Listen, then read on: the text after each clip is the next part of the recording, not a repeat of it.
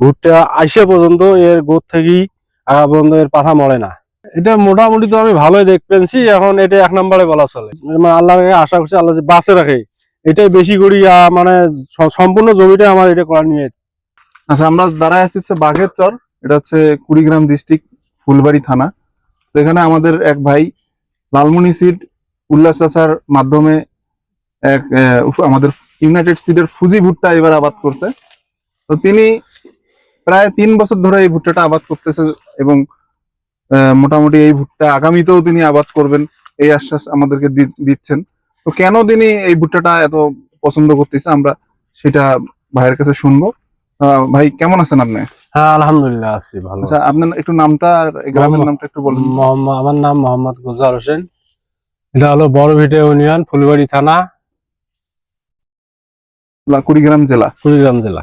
আচ্ছা, আপনি এই ভুট্টাটা আবাদ করতেছেন কয় বছর আনুমানিক? আনুমানিক 3-4 বছর থেকে আমি আবাদ করবে লাগছি। কি বৈশিষ্ট্যর কারণে আপনি এটা এত বৈশিষ্ট্য সেটা হলো ভুট্টাটা গাড়ার পর থেকে চারা টারা যেগুলো হয় মোটা তাজা সেই রকম শক্তিশালী থাকে। আর ভুট্টা আইসে পর্যন্ত এর গোদ থেকেই আগা পর্যন্ত এর পাতা মরে না। আর দ্বিতীয়ত হলো ভুট্টাটার দানা মোটামুটি খুব বড়, ওজনে অনেক ভারী। আমরা কি একটা দানা দেখতে পারি? হ্যাঁ, 100 বার দেখতে পারি।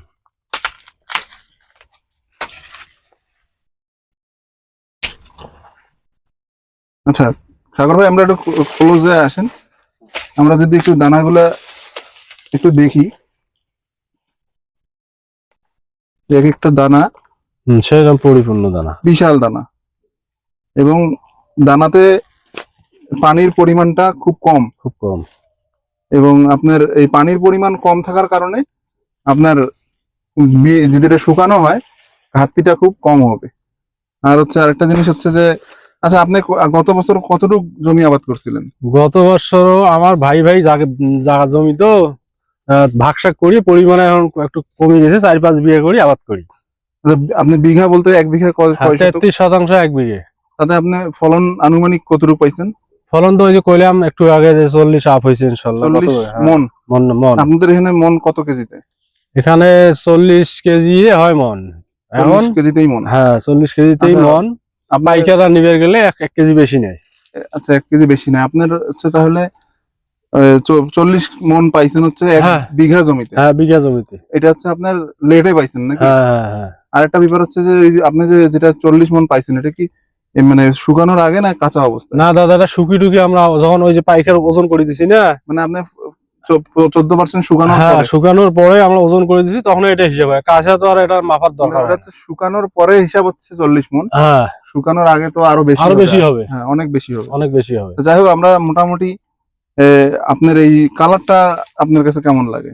হ্যাঁ, কালার মোটামুটি হলুদ, খুব সুন্দর কালার, অন্যান্য ভুট্টার তুলনায় ভালো।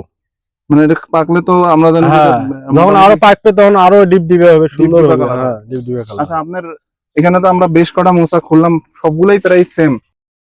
যে ভুট্টা আপনার এই ভুট্টাটা যে আপনি আবাদ করতেছেন, কৃষক কোনো আশেপাশে কিছু বলে কিনা? কৃষক আশেপাশে বলে, আমাকে বলে, আমি বলি যে এই ভুট্টা এই জাত গাছছি। তারপরে 2-1 ভাই বলছি গাড়েন, তারা গাছছে। আরো আপনার দেখা দেখি আরো 2-1 ভাই গাছছে। আচ্ছা, আগামীতে এই ভুট্টা নিয়ে আপনার মানে আগামীতে কি এই ভুট্টাটাই করবেন না? হ্যাঁ, ইনশাল্লাহ এই ভুট্টাই করবো।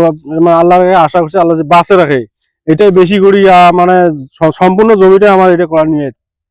আচ্ছা। আর অন্য তবে ইকরামুল ভাই আমাকে বলছে যে ভাই এটা একটু নরমাল গেলে ফলন বেশি হয়।